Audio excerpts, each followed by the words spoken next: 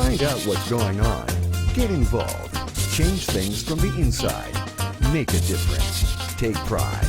Multicultural at its best. The Luisa Marshall Show. Coming up. Previously on Season 7 premiere.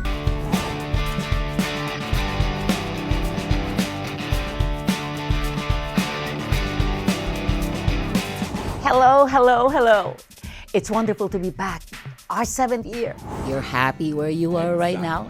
Exactly. You know, sometimes I want to, to kind of wake up in the morning and look at myself in the mirror, and just say, you know what? I don't need anything more. I design clothes that you don't wear every day. But the moment you wear it, you become the star. Even for one person to be happy, you have to make other people happy first. June 3rd, 2015, as David Tupaz Day in the city of Las Vegas. Congratulations. Thank you so much. Every June 3rd for the next 1,000 years is my day.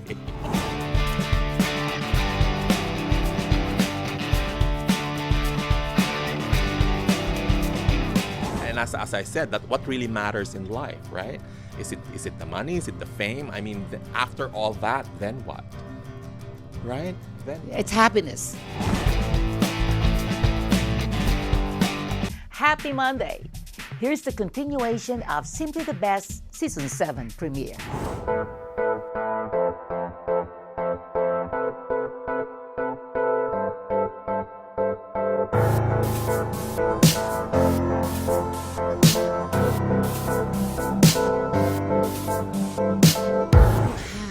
Just started this.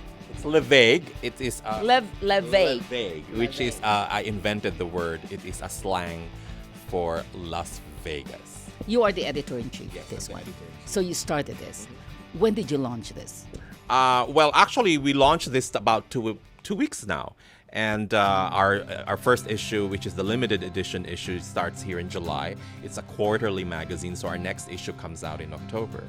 And so it is very much well received. Yeah, it's quarterly. That's very much well received by the community because, it's the first publication that, is tastefully done. Yeah, and this is so awesome. Where is it? this is how I package it when I send it. That's amazing. Oh, that truly is so cool. But the magazine, as you can see, Yeah. this is the cover, which is my spring collection. That's your spring collection? Yes, this is my spring collection. It is the first official fashion, art, and culture magazine here in Las Vegas locally. Are you serious? This is Well, the there are first a lot one. of publications, but a lot of these publications that come to Vegas are not produced, printed, edited in Las Vegas. They're all done outside. They're done in California or they're done in Florida. This is the first really local one that's done here. Printed here, edited here, written here, photographed here, using all the creative talents of the city, from photographers to makeup artists to designers to artists, stylists, you name it, writers. Those are the people I gather. Why? Because that's the source that a lot of people don't know about. Like the last event that was in town was the Billboard Music Awards. And everybody, like from Taylor Swift and who we met at the Golden Globes, remember? They bring their own people. And when I asked them, and they said, well, we don't know who's in Vegas. It's because nobody knows about us. They don't know that we have great stylists here, that we have designers, that we have artists, that we have the creative industry, that are local. A lot of people don't know that. And so the publication actually helps for this new generation of Las Vegas citizens is to know their predecessors, the movers and shakers, who are the people behind Las Vegas, who made Las Vegas as it is today. Because I think it's important to know who these people are, to give them credit of how they made this city from nothing to something. And so I'm covering that. Part is history, and of course I cover all the art and culture which happens in the city, whether there's a performance at the Smith Center, which is our version of the Lincoln Center in New York, or the CCP in the Philippines, or the Dorothy Chandler in Los Angeles. We have our own center here, which is about, it's almost 4 years old now. And so culture and art is slowly coming in. In this part of the country. And now I'm also infusing fashion. because fashion as an industry is not represented in Las Vegas. Fashion as retail, as shopping is here because the best shops are here. I mean, we have the biggest Louis Vuitton boutique is 4 floors.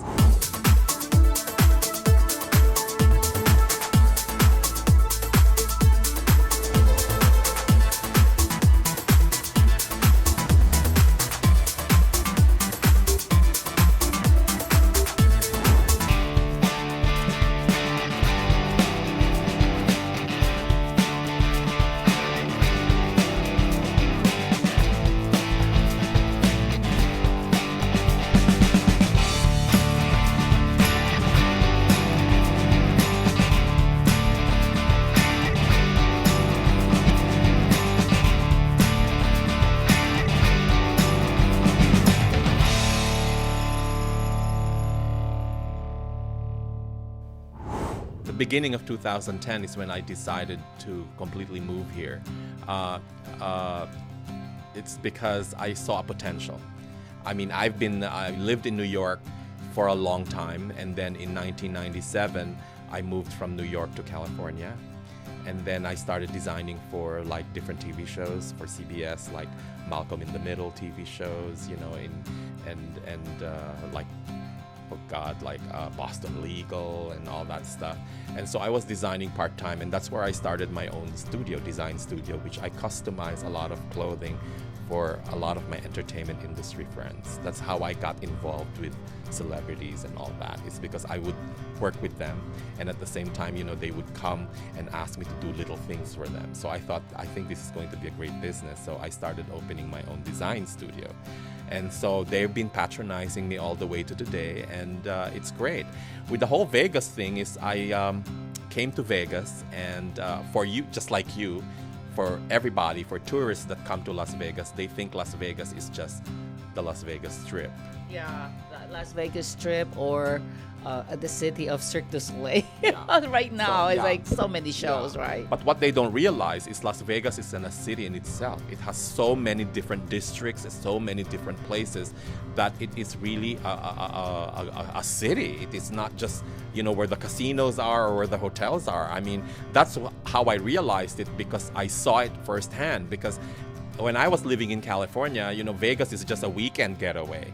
You know, you just come here for the weekend and go back home. And you don't realize that there are so many people in this city already, that there's a lot of potentials. One of which that I found out is they don't have any fashion industry, which I said, wait, why can't I pioneer that? You know, so that's the reason why I moved. Not only because I saw a potential for myself, but through an accident that I witnessed. I was invited to one night, a Friday night, I remember, by a group of friends, and they told me, David, what are you going to do? Are you going back to LA? I said, no, I'll probably stay through the weekend, and said, why don't you go with us? It was a Friday night. And I said, where are you guys going? And they said, we're going to First Friday. And I said, oh, is that a club? And they all laughed. They said, it's not a club, it's an event. Every first Friday of the month, the city of Las Vegas in downtown Arts District closed all their major roads, and a lot of the local artists and local craftspeople exhibit their work on the street, which is like a big, huge festival, and it attracts tourists, it attracts people, and it's good because you're going to see the local culture. And so I said, sure, I want to see it. And when we got there, it's almost 8 o'clock in the evening. I said, oh, it's still packed with people. There's about 60,000 people going all around that area. And so I was crossing on the street. You know, there are people exhibiting on the street. Some of them bring a tent, some of them bring booths. You know, they show what they can do. And as I was crossing the major street on Charleston and Main, I saw a young girl standing by a light post. She needed the light of the light post because she had a simple TV tray table in front of her. And as I was passing by, I realized that the things on top of the TV tray were pieces of jewelry. And as I was going closer, I was blown away. They were so unusual looking. So I picked one up and I said, did you make this? And she said, yes, I did. And I said, oh, are you a designer? And immediately she became kind of embarrassed and said, oh, no, I'm not a designer at all. And I said, oh, you're probably a fashion student. And she said, I'd love to go to fashion school, but my parents cannot afford to take me, she said. And I said, wow, for somebody who never had a training in fashion or anything, you've created something magnificent. Because I was thinking in my head that the pieces she made, if they were signed Gucci or Tom Ford or Chanel, they would sell immediately. You know what I'm saying? Yeah. But this girl created them out of nothing, and it was so fabulous. And I said to her, I said, jewelry designers usually use crystals and rhinestones and, colored this and colored that. But I said, your pieces are so unusual because her pieces were actually a juxtaposition of different shapes and forms of metal. There was a pewter, there was an aluminum, there was a stainless, there was a copper, but it was different, odd. I've never seen any of those before, but she made it into a collage that it almost looked like sculpture that you put around your neck. And I was really impressed with what she did. And so I said, where do you get your elements? I said, this is not a typical jewelry designer design. I said, this is almost art. And she asked me a question, and she said, before that I said, how old are you? And she said, I'm turning 16 next month. She's a child. And I said, so where do you get your elements? What are these? She said. So she said, this is what she asked me. She said, do you drive a stick? That was my face, exactly like what you did. Like, huh? Excuse me? Do you drive a stick? I said, no. Okay. She took it from my hand and she put it on. And she explained what it was. She said, you see all these little silver coils that goes down here? She said, they're from a mechanism of a clutch. You see this? She said, this is pistons of a 1967 engine of a Chevy. And as she was explaining to me all the things that she's been doing, I was just blown away. And I was saying to myself, oh my God, with all this creative talent, who have thought that car parts could be fashion? But at the same time, I was saying that this brilliant, young, creative, naturally creative person, she could be the future designer for Van Cleef. She could be the future American designer for Tiffany's. She could be the next David Yurman or, But at the same time, my mind was telling me, what's going to happen to this girl? She just told me that her environment is not helping her in her creative growth. Her parents cannot afford to take her to fashion school or art school to further her growth. What's going to happen to her? Is she going to be the other typical young people in the city that's going to be a single mom by the time she's 20? What will happen to this creative talent that the universe gave her? So, I realized that there are other creative people, and I said to myself, how many young people like her are all over the city, but there is no venue or program or support or money to help them propagate or kind of like express this naturally inborn talent. And so I said to myself, I'm not Calvin Klein. I'm not even close to being Calvin Klein. But I said, famous people know me because I've worked with them. So I can use that resource to help these people. So 2 weeks later, I established the first Las Vegas Fashion Design Council, which helps all these local young designers who have that vision and that natural creative talent in their creative growth. We have educational programs, we have training programs, we have workshops for free. Wow. That we give to these kids. Wow. Right? And that's where our culture comes in, when I always say that it's what you can give and not what you can get. More inspirations from David coming up. Don't go away.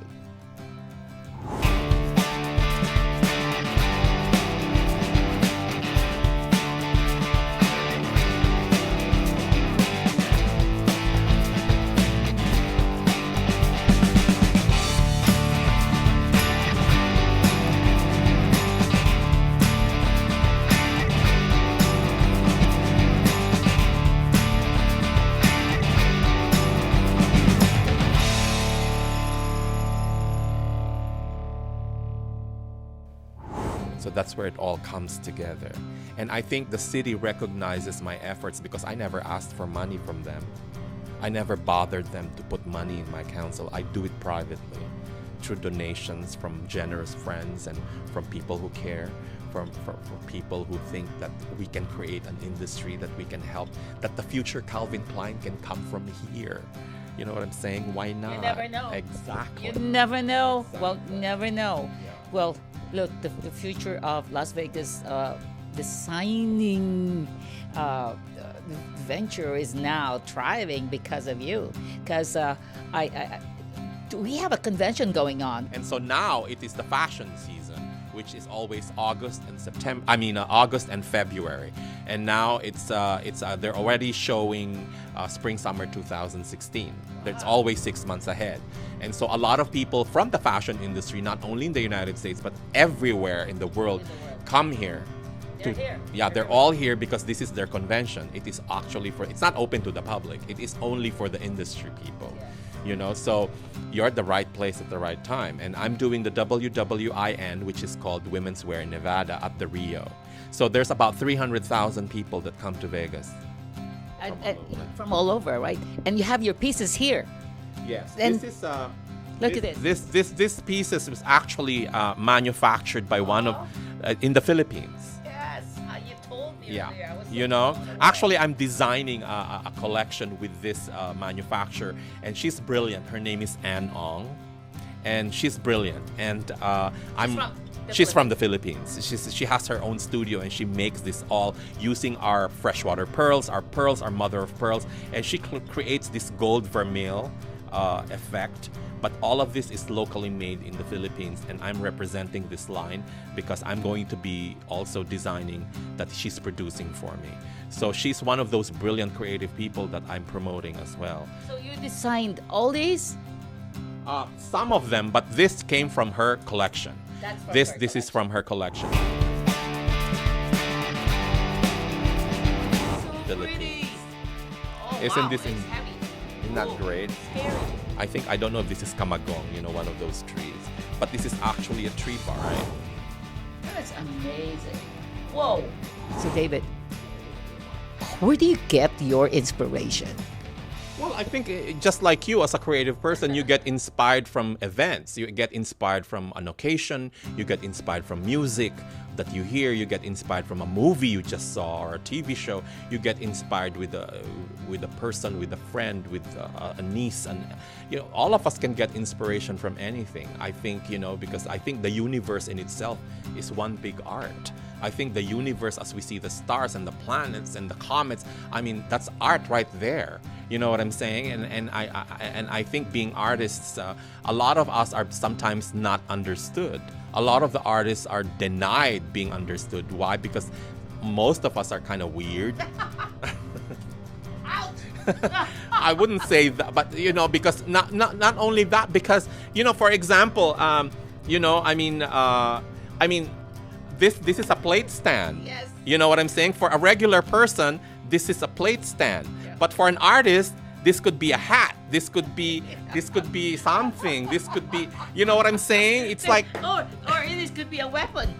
or whatever. You know what I'm saying? I mean, being artists and creative people, we see things differently than the ordinary person. Yes. That's why a lot of people think, you know, they say Michael Jackson is weird and crazy and all that. But because being an artist, you exude some sort of weirdness. I mean, the great artists from Van Gogh to Michelangelo and all the Leonardo da Vinci and all those artists, there was some tinge of weirdness. And I think that's natural for artists, that we're different. All the artists and creative people in the planet are different. We're not the ordinary people. We see things differently. We portray them, we express them differently. We see it, you know, in a whole different world. And I think that's why artists is that when our vision is presented to the locals or to the regular normal people, then they realize, you know. And I think being artists, as you know, it's like, my grandfather also tells me that since you were a little boy, he said, I knew you were creative. You would run around the house with a little pair of scissors and you would cut newspapers and make them into rocket ships and cars. And so as a little boy, he said, you were already creative. And this is what he said that always stayed with me. You have to feel honored that the universe gave you the gift of creativity because it is not available to everyone. Not everyone in this planet was given the gift of creativity. So you have to feel honored that you were chosen to be one of those people to carry this gift. Why? Because the universe is using you to make life better and more beautiful. Tell me why being humble is such it's not only an important trait, but it's a common trait that I've seen with a lot of successful Filipino artists. Well, I Like wouldn't- you are an ultimate example of that. Well, not, we're all human. There are the others that are, that their success goes up to their head. Because as I said, I am just an instrument being used by the universe. That's why I was given, and we are given this talent, is because our talent will cross borders. It will, as you are doing in Canada, helping people, making an issue highlighted. That's talent right there. And there is mission to that. You are part of that creative, part of that divine creative energy that helps people build lives and make people's lives better, and in my case, more beautiful. You know what I'm saying? So it's like, we are doing what we are doing not because for ourselves or to enrich ourselves or to make ourselves somebody or in our own successful achievement, but the universe is using us through our creative talent to give back. We don't notice that because it's natural for us. It's natural for you to just do it. My grandmother used to tell me, for you to be happy in this world, you have to make others happy first. Then you will feel happy. Does that make sense? Makes sense.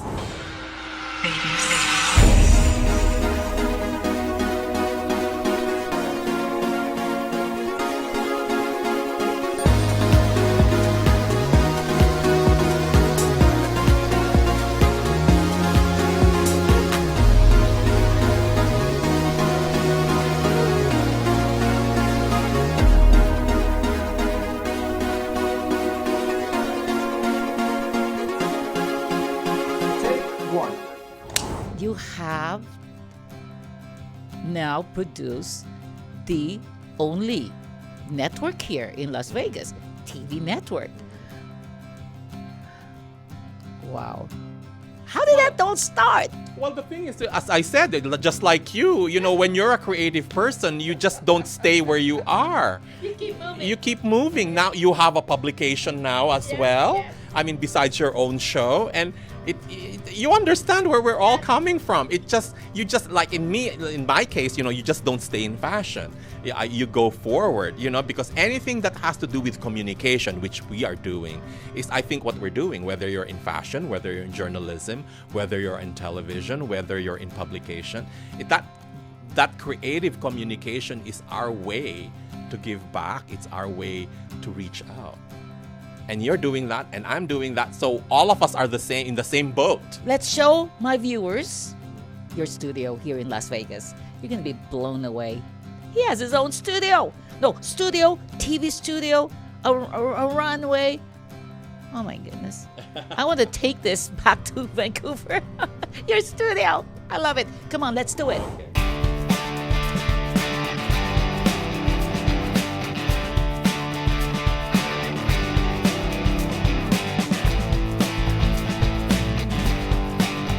Okay, David, what is this?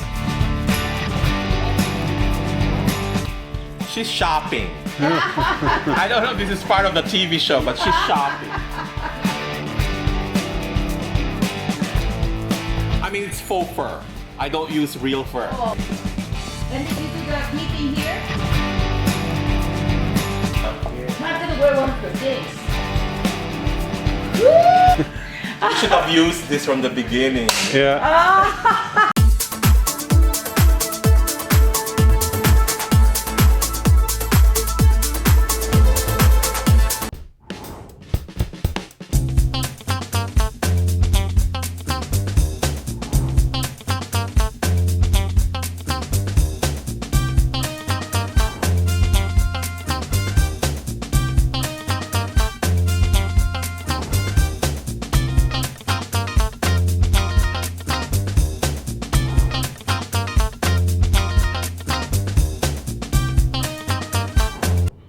We had a great time in Vegas. Super moas to David Tupaz. Mwah, mwah, mwah. We have so many inspirations and fabulous guests this season, so please join us again next Monday. Don't forget to pick up Metrovan Independent News, and also you can check the latest news online, metrovanindependent.com. Please don't drink and drive, don't text and drive, always be kind. Let's stop cyberbullying. Mwah.